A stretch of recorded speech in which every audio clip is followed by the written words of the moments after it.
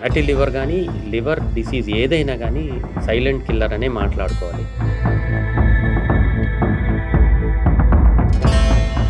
Fatty liver disease చాలా ఎక్కువగా పెరిగిపోతుంది భారతదేశంలో.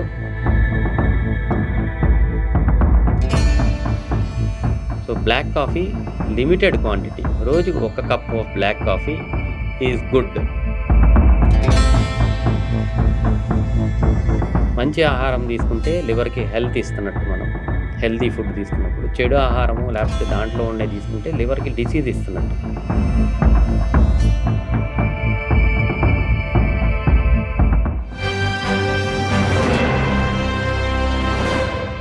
రోజు రోజుకి ఫ్యాటీ లివర్ అనే సమస్య అనేది చాప కింద నీరులా స్ప్రెడ్ అవుతుంది. ముఖ్యంగా యంగ్‌స్టర్స్‌లో ఈ సమస్య ఎక్కువగా కనిపిస్తుంది. 5గురికి టెస్ట్ చేస్తే అట్‌లీస్ట్ ఒకళ్ళకైనా ఈ ఫ్యాటీ లివర్ సమస్య అనేది కనిపిస్తుంది. సో, అసలు ఈ ఫ్యాటీ లివర్‌కి కారణాలేంటి? వీటిని మనం అరికట్టలేమా? వీటి సింప్టమ్స్ ఎలా ఉంటాయి? వీటికి ఎలాంటి టెస్టులు చేయించుకోవాలి? ఒకవేళ దీన్ని నెగ్లెక్ట్ చేస్తే పర్యవసానం ఎలా ఉంటుంది? వీటన్నిటి గురించి ఈరోజు మనం తెలుసుకుందాం. ప్రస్తుతం మనతో ఉన్నారు సీనియర్ గ్యాస్ట్రోఎంట్రాలజిస్ట్ అలాగే హెపటాలజిస్ట్ డాక్టర్ సోమశేఖరరావు గారు. సార్ నమస్తే సార్. నమస్తే. Welcome to 3TV. Thank you. Sir, మీరు ఆల్ ఓవర్ ఇండియా ఈ అవేర్నెస్ క్రియేట్ చేయడానికి ఆల్ ఓవర్ ఇండియా తిరుగుతున్నారు. ఆ విషయం మాకు ఫేస్బుక్, ఇన్స్టాలో చూస్తూనే ఉంటారు రెగ్యులర్గా. ఒకటి దట్టు మీరు తిరిగిన ఏరియాస్లో ఏ ఏరియాలో మీకు ఫ్యాటీ లివర్ సిమ్టమ్స్ ఎక్కువగా ఎవరిలో ఎక్కువగా కనిపిస్తాయి? ఏ ఏరియాలో ఎక్కువగా ఉన్నాయంటారు? యాక్చువల్‌గా చూస్తారండి, అర్బన్ పాపులేషన్, సిటీలో ఉండే పాపులేషన్‌లో ప్రతి ఒక్క ఏరియాలో ఈ ఫ్యాటీ లివర్ డిసీజ్ ఎక్కువగా చూస్తాం జరుగుతుంది. కొంచెం నేను యాక్చువల్లీ అస్సాం లో కూడా ట్రావెల్ చేస్తూ ఉంటాను. పేషెంట్స్‌ని చూస్తూ ఉంటాను. కొంచెం వింతగా ఏంటి అంటే అస్సాం పాపులేషన్‌లో ఈవెన్ రూరల్ సెమీ అర్బన్ పాపులేషన్‌లో కూడా ఫ్యాటీ లివర్ ఎక్కువగా చూస్తాం జరుగుతుంది. యావరేజ్‌గా మీరన్నట్టు నార్మల్ పాపులేషన్‌లో మనం తీసుకుంటే ప్రతి 5గురిలో ఒకళ్ళకి మనకి ఫ్యాటీ లివర్ కనిపిస్తుంది. అదే అర్బన్ పాపులేషన్ చూసుకుంటే ప్రతి 3గురిలో ఒకళ్ళకి ఫ్యాటీ లివర్ చూస్తాం జరుగుతుంది. ఇది సెమీ అర్బన్ పాపులేషన్‌లో కూడా అస్సాంలో ప్రతి 3గురిలో ఒకళ్ళకి ఫ్యాటీ లివర్ చూస్తాం జరుగుతుంది. ఫ్యాటీ లివర్ డిసీజు చాలా ఎక్కువగా పెరిగిపోతుంది భారతదేశంలో. ఫ్యాటీ లివర్ అనేది ఉంది, ఎప్పటి నుంచినో ఉంది, కానీ ఇంత నెంబర్ ఆఫ్ కేసెస్ ఎక్కువ మోతాదులో చూస్తాం కానీ ఈ అనేది మధ్య మనం వీటి గురించి ఎక్కువగా వింటున్నాం. ఎగ్జాక్ట్లీ. ఎవరు వెళ్ళినా కానీ ఎవరు టెస్టులు చేయించుకున్నా కానీ అరే నాకు గ్రేడ్ 1 గ్రేడ్ 2 ఫ్యాటీ లివర్ అని చూపిస్తుందని చెప్తున్నారు. ఫ్యాటీ లివర్ గురించి మనం టెస్ట్ చేసుకోకపోయినా వేరే కారణాలకి మనం వెళ్ళి ఒక అల్ట్రాసౌండ్ స్కాన్ చేసుకుంటే ప్రతి 3గురిలో సిటీస్‌లో అయితే 3గురిలో ఒకళ్ళకి ఫ్యాటీ లివర్ కనిపిస్తుంది. Which is an alarming situation. ఏమై ఉండదు సార్, దీనికి రీజన్స్ ఏమై ఉండొచ్చు? మన లైఫ్ స్టైల్ ముఖ్యంగా ఫస్ట్ అండ్ ఫార్మోస్ట్ థింగ్ మన డైటరీ హ్యాబిట్స్ అండ్ మన సిట్టింగ్ జాబ్స్. ఈ 2 మోస్ట్ ఇంపార్టెంట్ కారణాలుగా చెప్పుకోవచ్చు మనం. మోస్ట్ ఆఫ్ అస్ వ్యాయామం చేసేవాళ్ళు చాలా తక్కువ మంది ఉన్నారు. All of us have sitting jobs. కాకపోతే ఈ సిట్టింగ్ జాబ్స్ ఉన్నప్పుడు రెగ్యులర్ ఎక్సర్సైజ్ చేసుకునే వాళ్ళకి డెఫినెట్గా ఈ ఫ్యాటీ లివర్స్ రాకుండా ఉండే అవకాశం చాలా ఎక్కువగా ఉంటుంది. సో, మెయిన్ కారణము మన లైఫ్ స్టైలే. మనం ఎక్సర్సైజ్ చేయకపోవటం, మనం తినే ఆహారంలో రిఫైన్డ్ ప్రొడక్ట్స్ చాలా ఎక్కువగా, అన్ని ప్యాక్డ్ ఫుడ్ ఇవన్నీ మనం ఎక్కువగా వాడతాం. న్యాచురల్ డైట్‌కి దూరంగా జరిగిపోవటం. ఫ్రూట్స్ తినండి అంటే ఫ్రూట్ జ్యూస్ తాగుతున్నాము, ప్యాక్డ్ ఫ్రూట్ జ్యూస్ చెప్తారు. సో, న్యాచురల్ థింగ్స్‌కి దూరంగా వెళ్ళిపోవటం వల్ల ఈ ప్రాబ్లమ్స్ ఎక్కువ. ఫాస్ట్ ఫుడ్స్‌కి పిల్లలు అలవాటు పడిపోతున్నారు. మీరన్నారు ఒక మాట, యంగ్‌స్టర్స్‌లో ఫ్యాటీ లివర్ పెరిగిపోతుందని నిజం. ఎందుకంటే చిన్నప్పటి నుంచి వీళ్ళు ఈ ఫ్యాటీ ఫుడ్స్‌కి అలవాటు పడిపోతాం. ప్యాక్డ్ ఫుడ్స్‌కి అలవాటు పడిపోతాం. చిప్స్ ఇవన్నీ చాలా కామన్ నార్మల్ థింగ్ లాగా అందరూ పిల్లలు తినటం జరుగుతుంది. సో, ఈ చిన్నప్పటి నుంచి ఈ హ్యాబిట్స్ ఉండటం వల్ల ఈ యంగ్ పీపుల్‌లో ఫ్యాటీ లివర్ ఎక్కువైపోతుంది. ఓకే.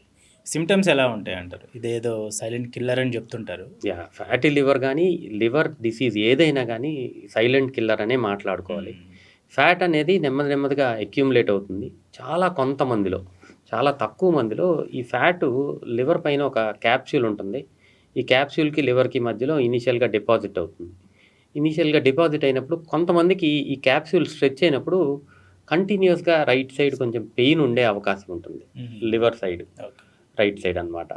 ఈ పెయిన్ కొంతమందిలో మాత్రమే మనం చూస్తాం జరుగుతుంది. ఈ నొప్పి వచ్చింది అన్నప్పుడు మనం అల్ట్రాసౌండ్ చేసుకుని దాంట్లో ఫ్యాటీ లివర్ కనపడుతుంది అంటే డెఫినెట్గా ఈ క్యాప్సూల్ స్ట్రెచ్ వల్ల ప్రాబ్లం వస్తుంది అనేది. Alarm sign. కానీ అది చాలా తక్కువ మందిలో, ఒక 30%లో మాత్రమే మనం చూస్తాం జరుగుతుంది. సో మిగిలిన 70%కి most of the time symptoms ఏమీ ఉండవు. ఇందాక మనం మాట్లాడుకున్నట్టు వేరే ఏ కారణానికో మనం అల్ట్రాసౌండ్ చేసుకుంటే ఫ్యాటీ లివర్ తెలుస్తూ ఉంటుంది. ఇంకోటి సార్, కొంతమంది అంటుంటారు ఇవి బ్లాక్ కాఫీ తాగితే కానీ లేకపోతే ఫాస్టింగ్ ఉంటే ఈ ఫ్యాటీ లివర్ లాంటివి రావు అన్నట్టు చెప్తుంటారు. Two things, two different. Black coffee మీద స్టడీ జరిగిందండి. బ్లాక్ కాఫీ తీసుకుంటే లివర్లో ఉన్న ఫ్యాట్ తగ్గుతాము, డెఫినెట్గా స్టడీస్లో నిరూపణ అయింది, ప్రూవ్ అయింది. రెండోది, లివర్ నెమ్మదిగా డ్యామేజ్ అయినప్పుడు ఫైబ్రోసిస్ అంటారు, లివర్ స్టిఫ్ అవుతుంది. ఈ ఫైబ్రోసిస్ కూడా రివర్స్ అయినట్టు స్టడీస్ ప్రూవ్ చేసినాయి. So black coffee limited quantity, రోజుకు 1 cup of black coffee is good. కానీ దీన్ని ఎంటీ స్టమక్లో తీసుకుంటాం, ఇలాంటివి చెయ్యొద్దు, గ్యాస్ట్రైటిస్ ఇలాంటి ప్రాబ్లమ్స్ వచ్చే అవకాశం ఉంటుంది. But 1 black coffee in a day definitely is good for liver. Fasting, intermediate fasting వల్ల ఫ్యాట్ తగ్గకపోవచ్చు, అది అందరికీ కరెక్ట్ కాదు. సో ఇంటర్మీడియట్ ఫాస్టింగ్ చాలా తక్కువ మందికి సూట్ అయ్యే అవకాశం ఉంటుంది. ఇంటర్మీడియట్ ఫాస్టింగ్ వల్ల కొంతమందికి బెనిఫిట్స్ జరుగుతాయి, కానీ ఫ్యాటీ లివర్ తగ్గుతానికి ఇంటర్మీడియట్ ఫాస్టింగ్ డెఫినెట్గా ట్రీట్మెంట్ కాదు, ఇట్స్ నాట్ ప్రూవెన్. ఈ ఫ్యాటీ లివర్ వల్ల డయాబెటీస్, థైరాయిడ్ లాంటివి ఏమైనా వచ్చే ఛాన్సెస్ ఉంటాయా? ఫ్యాటీ లివర్ వల్ల డయాబెటీస్, థైరాయిడ్ రాదు, కానీ fatty liver disease, thyroid problem, diabetes, hypertriglyceridemia అంటే ఎక్కువ కొలెస్ట్రాల్ ఉండటము, ఒబిసిటీ, ఇవన్నీ బ్రదర్స్ అన్నీ కలిసే ఎక్కువ మందిలో ఉండే అవకాశం చాలా ఎక్కువ ఉంటుంది. దీన్ని మెటబాలిక్ సిండ్రోమ్ అంటాం జరుగుతుంది. సో ఒకదాని వల్ల ఒకటి వస్తుందని కాదు, కానీ ఒకటి వచ్చింది అంటే మిగిలినవి కూడా వెంటనే దగ్గరలో ఉండే అవకాశం ఉంది అనేది మనకి ఇండికేషన్ డెఫినెట్గా. సో దే ఆర్ ఆల్ ఒక సిండ్రోమ్, మెటబాలిక్ సిండ్రోమ్ అంటారు. సో ఒక ప్రాబ్లం వచ్చింది, డయాబెటీస్ వచ్చింది అంటే వీళ్ళకి ఫ్యాటీ లివర్ వచ్చే అవకాశం చాలా ఎక్కువగా ఉంది. ఆల్రెడీ ముందే ఫ్యాటీ లివర్ ఉంది అంటే వీళ్ళు నెమ్మదిగా డయాబెటీస్లోకి వెళ్ళే అవకాశం ఉంది, ఇది మనకి క్లియర్గా తెలుస్తుంది. వీళ్ళు కొలెస్ట్రాల్ టెస్ట్ చేస్తే వీళ్ళకి హై ట్రైగ్లిజరైడ్స్, కొలెస్ట్రాల్ ఎక్కువగా ఉండటం కూడా మనం చూస్తూ ఉంటాం. ఇంకోటి, మీరు దీనికి సిమ్టమ్స్ అంటూ ఏముండవని చెప్పారు. ఒకవేళ దీన్ని మనం అట్లాగే వదిలేసి ప్రొలాంగ్ చేసుకుంటే ఫ్యూచర్లో ఎలాంటి కాంప్లికేషన్స్ వచ్చే ఛాన్సెస్? చాలా ప్రాబ్లమ్స్. అంటే ఫ్యాటీ లివర్ ఉన్న వాళ్ళని మనం కనుక ఫాలో అప్ చేస్తే 15 నుంచి 20 సంవత్సరాల్లో ఫాలో అప్ చేసుకుంటే 20 నుంచి 30% మందికి లివర్ డిసీజ్ ప్రోగ్రెస్ అవుతుందండి. నెమ్మదిగా డ్యామేజ్ జరుగుతుంది. ఫ్యాటీ లివర్ ఇమీడియట్గా సిరోసిస్లోకో ఎండ్ స్టేజ్ లివర్ డిసీజ్కి వెళ్ళదు, ప్రతి ఒక్కళ్ళకి స్టేజ్ వైజ్గా ప్రోగ్రెస్ అవుతుంది. So fatty liver function test నార్మల్గా ఉండే, అల్ట్రాసౌండ్లో మాత్రమే ఫ్యాటీ లివర్ ఉంది. దీన్ని సింపుల్ ఫ్యాటీ లివర్ అని నేను అంటాను. దీని నెక్స్ట్ స్టెప్ ఏంటి అంటే, లివర్ మీద ఫ్యాట్ కనపడతా ఉంటుంది, లివర్ ఫంక్షన్ టెస్ట్ చేస్తే SGOT, SGPT అని ఎంజైమ్స్ ఎలివేటెడ్గా ఉంటాయి, ట్రాన్సామినైటిస్ అంటారు. ఈ స్టేజ్ డ్యామేజ్కి స్టార్ట్ అయింది అనేది ఇండికేషన్ మనకి. ఈ స్టేజ్ ఒక 5 సంవత్సరాల నుంచి 3 సంవత్సరాల నుంచి 5 సంవత్సరాలు కంటిన్యూస్గా నడిస్తే నాన్ ఆల్కహాలిక్ స్టేటో హెపటైటిస్ అంటారు. ఇది డ్యామేజ్ స్టార్ట్ అవుతుంది, లివర్ని డ్యామేజ్ జరుగుతుంది. సో ప్రతి ఒక్క రోజు అంటే ఆ లివర్ మీద ఉన్న ఫ్యాట్ లివర్ సెల్స్ని డ్యామేజ్ చేస్తాను. లివర్ కెపాసిటీ ఏంటి అంటే రీజనరేషన్ కెపాసిటీ ఉంటుంది, డ్యామేజ్ అయిన దాన్ని మళ్ళీ నార్మల్సీకి తెచ్చుకోవడానికి ప్రయత్నం చేస్తూ ఉంటుంది. ఈ ప్రక్రియ 3 నుంచి 5 సంవత్సరాలు జరిగినప్పుడు మన స్కిన్ మీద కూడా ఒక చిన్న దెబ్బ తగిలింది, హీల్ అయ్యింది, మళ్ళీ వస్తుంది. అప్పుడు ఏమవుతుంది, స్కార్ ఫామ్ అవుతుంది. సేమ్ అలాగా లివర్ మీద స్కార్ ఫామ్ అవుతుంది. ఈ లివర్ మీద స్కార్ ఫామ్ అయ్యి నెమ్మదిగా లివర్ గట్టిగా అవుతాం మొదలు పెడుతుంది. అప్పుడు లివర్ యొక్క ఫంక్షనాలిటీ తగ్గుతుంది అని అర్థం. దీని నెక్స్ట్ స్టేజే ఫైబ్రోసిస్. లివరు గట్టిగా అవుతూ మొదలు పెడుతుంది. ఈ గట్టిగా అవుతూ మొదలుపెట్టినప్పుడు కూడా మనం కనుక్కోకపోతే ఇంకొక 5 సంవత్సరాల్లో సిరోసిస్ ఆఫ్ లివర్ అంటే రాయిలాగా లివర్ అయిపోతుంది, దాని ఫంక్షనాలిటీ మొత్తం తగ్గిపోతుంది, దానివల్ల కాంప్లికేషన్స్ వస్తాయి. ఇది సిరోసిస్ ఆఫ్ లివర్. సో 4 స్టేజెస్గా వెళ్తుంది. ఫస్ట్ 3 స్టేజెస్లో మనం కనుక్కోగలిగితే రివర్స్ చేసుకునే అవకాశం ఉంటుంది. సో కనుక్కోకపోతే లివర్ సిరోసిస్లోకి వెళ్తుంది. లివర్ సిరోసిస్ వచ్చిన తర్వాత లివర్ ట్రాన్స్ప్లాంటేషన్ తప్పితే వేరే ఆప్షనే ఉండదు. Last option. ఇంకోటి, ఇది ఎక్కువగా ఆల్కహాల్ తీసుకునే వాళ్ళలోనే ఉంటుందా, ఆల్కహాల్ తీసుకోకపోయినా ఇలాంటి? 2 రకాల ఫ్యాటీ లివర్స్ ఉంటాయండి. ఆల్కహాలిక్ ఫ్యాటీ లివర్ డిసీజ్ అంటే రెగ్యులర్గా అధిక మోతాదులో తీసుకోవాల్సిన అవసరం లేదు, రెగ్యులర్గా ఆల్కహాల్ తీసుకునే వాళ్ళల్లో ఫ్యాటీ లివర్ డిసీజ్ డెఫినెట్గా వస్తుంది. ఎప్పుడన్నా ఒకసారి అధిక మోతాదులో తీసుకునే వాళ్ళల్లో కూడా ఫ్యాటీ లివర్ డిసీజ్ వస్తుంది. దీన్ని alcohol related fatty liver disease అంటాం. కానీ ఇప్పుడు నేను మాట్లాడిన ఫ్యాటీ లివర్ డిసీజు చిన్నపిల్లల్లో, యంగ్‌స్టర్స్‌లో ఈ ఫీమేల్స్‌లో మనం చూసేదంతా non alcoholic fatty liver disease. అంటే వీళ్ళు ఎప్పుడూ ఆల్కహాల్ తీసుకోరు. వీళ్ళు తినే ఆహారంలో ఫ్యాట్ కంటెంటు, షుగర్ కంటెంటు ఎక్కువగా ఉండటం, ఎక్సర్సైజ్ చేయకపోవటం వల్ల వచ్చే ఫ్యాటీ లివర్‌ని non alcoholic fatty liver disease అంటాం. ఆల్కహాల్ తీసుకునే వాళ్ళల్లో రెగ్యులర్‌గా 90% మందిలో ఫ్యాటీ లివర్ డిసీజ్ ఉంటుందండి. నాన్ ఆల్కహాలిక్స్‌లో రిస్క్ ఫ్యాక్టర్స్ ఏంటి అంటే ఒబెసిటీ, బాగా లావుగా ఉండటం, డయాబెటిస్ 5 సంవత్సరాల పైన ఉండి అన్‌కంట్రోల్డ్‌గా ఉంటే వచ్చే అవకాశం. మేల్ జెండర్‌లో non alcoholic fatty liver disease ఎక్కువగా ఉండే అవకాశం మనం చూస్తున్నాం. ఫ్యాటీ లివర్కి ఎలాంటి టెస్టులు చేసుకుంటే మనకి ఫ్యాటీ లివర్ ఉందా లేదా అనేది తెలుసు? ఫస్ట్ థింగ్ ఏంటి అంటే ఫ్యాటీ లివర్‌కి ఫస్ట్ మనం చూసేది అల్ట్రాసౌండ్ అబ్డామిన్. మనం అల్ట్రాసౌండ్‌లో ఈజీగా ఫ్యాటీ లివర్‌ని ఐడెంటిఫై చేయడం జరుగుతుంది. కానీ అల్ట్రాసౌండ్‌లో ఉన్నది, లేనిది మాత్రమే తెలుస్తుంది. దీని యొక్క సివియారిటీ ఏ స్టేజ్‌లో ఉన్నాము అని తెలుసుకోవటానికి ఫస్ట్ లివర్ ఫంక్షన్ టెస్ట్ అని ఒక రక్త పరీక్ష కంపల్సరీ చేసుకోవాలి. రెండోది ఫైబ్రో స్కాన్ అనే పరీక్ష. ఈ ఫైబ్రో స్కాన్‌లో క్వాంటిఫికేషన్ ఆఫ్ ఫ్యాట్. అల్ట్రాసౌండ్‌లో గ్రేడ్ 1, గ్రేడ్ 2 కన్నా ఫైబ్రో స్కాన్‌లో మనం అమౌంట్ ఆఫ్ ఫ్యాట్‌ని కరెక్ట్‌గా చెప్పగలుగుతాము. Quantification of fat. రెండోది నేను ఇందాక డిస్కస్ చేసిన ఫైబ్రోసిస్. ఈ లివర్ ఎర్లీగా ఏమన్నా స్టిఫ్‌గా అవుతుందా అని తెలుసుకునే పారామీటర్ కూడా ఈ ఫైబ్రో స్కాన్‌లో ఉంటుంది. సో, ఇది మనకి క్లియర్ కట్‌గా మన లివర్ స్టేజ్ ఎలా ఉంది అనేది క్లియర్ కట్‌గా తెలుస్తుంది. దాన్ని బట్టి ఎంత ఇంటెన్సిఫైడ్‌గా మనం ట్రీట్మెంట్ తీసుకోవాలి, మనం ఎంత జాగ్రత్త పడాలి అనేది మనకి అర్థమవుతుంది. So, ultrasound, liver function test and fibro scan. Okay. ఈ 3 టెస్టులు చేయించుకుంటే క్లారిటీగా తెలిసిపోతుంది. ఇంకోటి ఎలాంటి ఫుడ్ తీసుకుంటే మనం వీటి బారిన పడకుండా ఉండొచ్చు? మోస్ట్ ఇంపార్టెంట్ ఏంటి అంటే natural fruits and fresh foods, fresh vegetables, fresh fruits, eggs, lean meat అంటారు. అంటే చికెన్, ఫిష్, ఎగ్‌లో దొరికేదంతా గుడ్ ప్రోటీన్. ఇవన్నీ తీసుకోవచ్చు. గుడ్ అమౌంట్ ఆఫ్ ప్రోటీన్ వెజిటేరియన్స్‌లో అయితే పన్నీర్ కానీ, soybean, they are all good protein foods. ఇవి ఎక్కువగా ఉండాలి ఆహారంలో, సమతుల్యంగా ఉండాలి. సీరియల్స్ అంటే మన రైస్ కానీ, వీట్ కానీ డెఫినెట్‌గా పార్ట్ ఆఫ్ మన డైట్‌లో ఉండాల్సిందే. అయితే ఎక్సెసివ్‌గా ఆయిలీ, ఫ్యాటీ ఫుడ్స్ అవాయిడ్ చేయాలి. స్వీట్స్ ఏ రకంగా అయినా సరే షుగర్స్, స్వీట్స్ తగ్గించి తీసుకుంటాం చాలా మంచిది. ఈ షుగర్స్, స్వీట్స్ ఇవన్నీ డైరెక్ట్‌గా ఫ్రీ ఫ్యాటీ యాసిడ్స్ లాగా అయిపోయి లివర్ మీద డిపాజిట్ అవుతూ మొదలు పెడతాయి.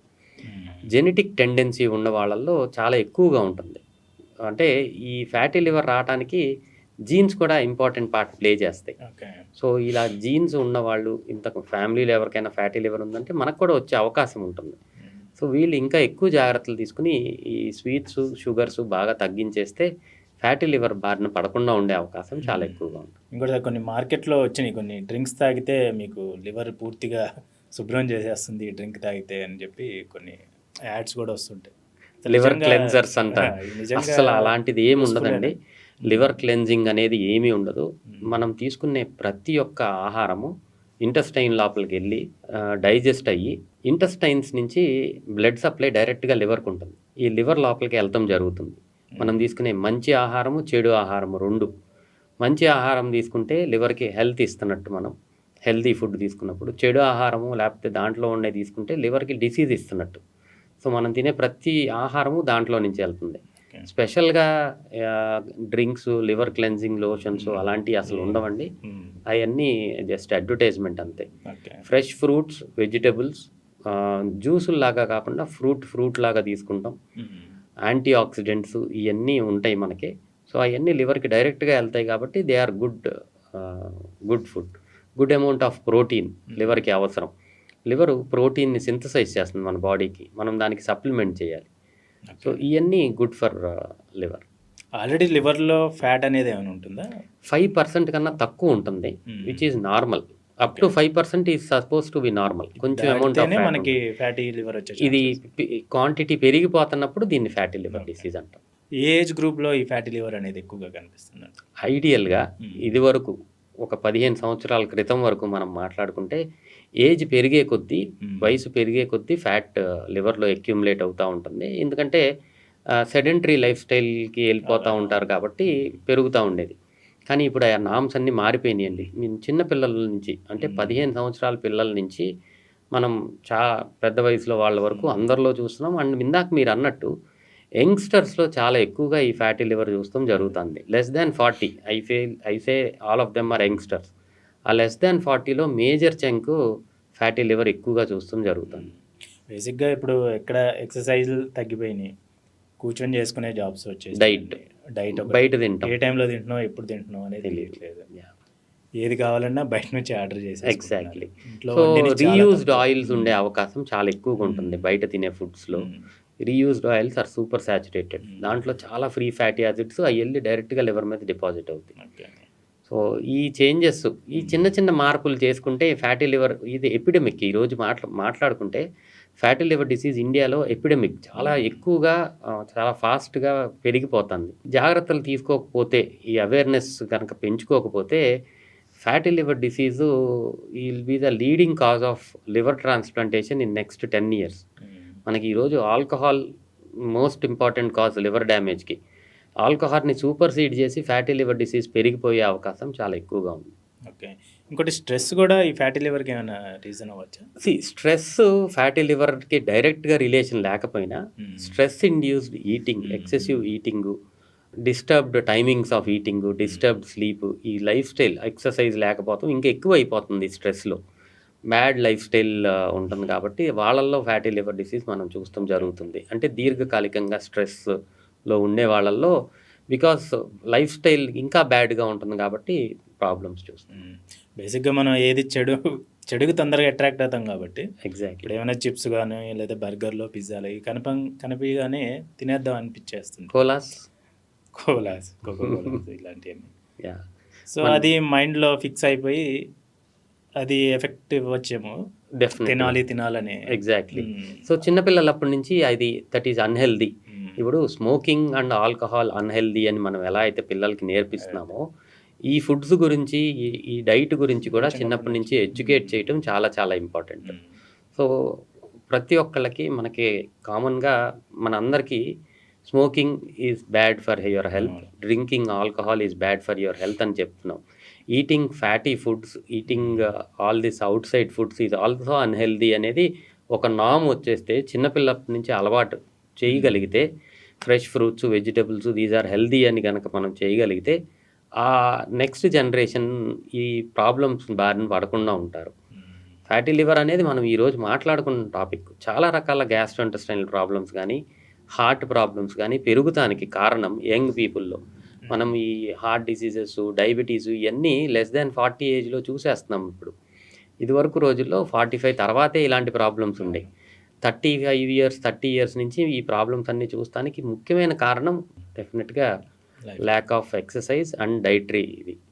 Smoking is sitting is new smoking అంటున్నారు. మీరు విన్నారు. సో, ఎక్సర్సైజ్ చేయటం అనేది part of our lifestyle ఉండాలి. అది చిన్నప్పుడు స్కూల్స్‌లో నేర్పిస్తారు గానీ, దాని తర్వాత మనమే చదువు మీద కాన్సంట్రేషన్ అని పిల్లల్ని ఆడుకోనివ్వట్లేదు. ప్లస్ కొత్తగా ఇప్పుడు అందరికీ మొబైల్స్ అవైలబుల్ ఉండట్లేదు. మొబైల్స్, సోషల్ వచ్చేసినాయి. మీడియా ఎక్కువైపోయాక.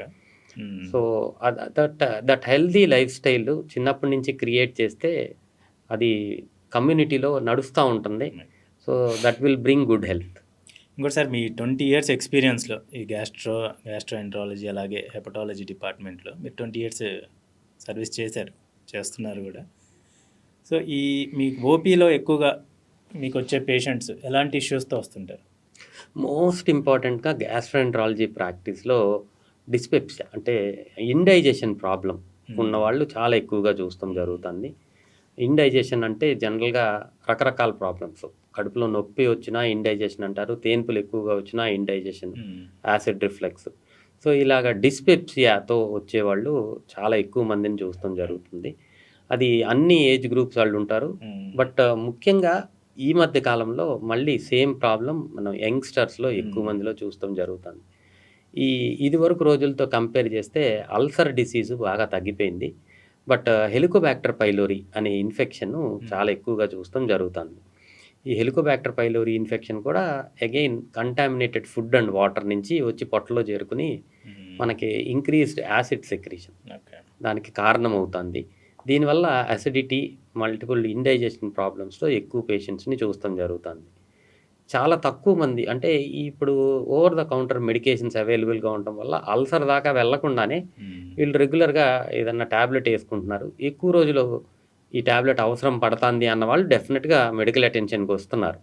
వచ్చినప్పుడు మనకి ఇది Helicobacter pylori infection, contaminated food and water అని మనం నిర్ధారణ చేసుకొని దాన్ని ట్రీట్ చేస్తే సెటిల్ అవుతారు majority of the people. But మీరన్నట్టు ఇందాక టెంప్టేషన్. మళ్ళీ ఏదో ఒక రోజు బయట తింటే ఈ ఇన్ఫెక్షన్స్ మళ్ళీ మళ్ళీ వచ్చే అవకాశం ఉంటుంది. హెలికోబాక్టర్ పైలోరీ ఇన్ఫెక్షన్ చాలా డేంజరస్ ఇన్ఫెక్షన్. నెమ్మదిగా over a period of time ఇనీషియల్‌గా జస్ట్ ఎసిడిటీ ఇలాంటి ప్రాబ్లమ్స్ ఉంటాయి. కానీ ఇగ్నోర్ చేస్తే అది గ్యాస్ట్రిక్ అల్సరు, డియోడనల్ అల్సర్ అయ్యే అవకాశం. గ్యాస్ట్రిక్ అల్సర్‌ని గనక సరైన టైంలో ట్రీట్ చేయకపోతే గ్యాస్ట్రిక్ క్యాన్సర్ అయ్యే అవకాశం. సో, గ్యాస్ట్రిక్ క్యాన్సర్‌కి ముఖ్యమైన కారణం హెలికోబాక్టర్ పైలోరీ ఇన్ఫెక్షన్. సో, అప్రమత్తంగా ఉండాలి. ఈ బయట ఫుడ్స్ అన్నీ అవాయిడ్ చేస్తే డెఫినిట్‌గా మంచిది. సో ఇప్పుడు ఈ వీటన్నిటికీ ఈ ఫ్యాటీ లివర్ కానీ ఏదైనా కానీ గ్యాస్ట్రైంటాలజీకి సంబంధించిన ఏ ప్రాబ్లంకైనా కానీ లైఫ్ స్టైల్ అనేది ప్రాపర్గా చాలా చాలా ఇంపార్టెంట్. మనం తినే ఆహారము అండ్ మనం చేసే exercise definitely it plays a very very important role.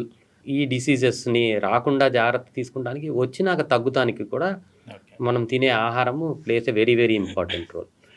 And ముఖ్యంగా ఇక్కడ ఏంటి అంటే మన నేటివిటీకి దగ్గరగా ఉండే డైట్స్‌కి దూరంగా జరిగిపోతున్నాం.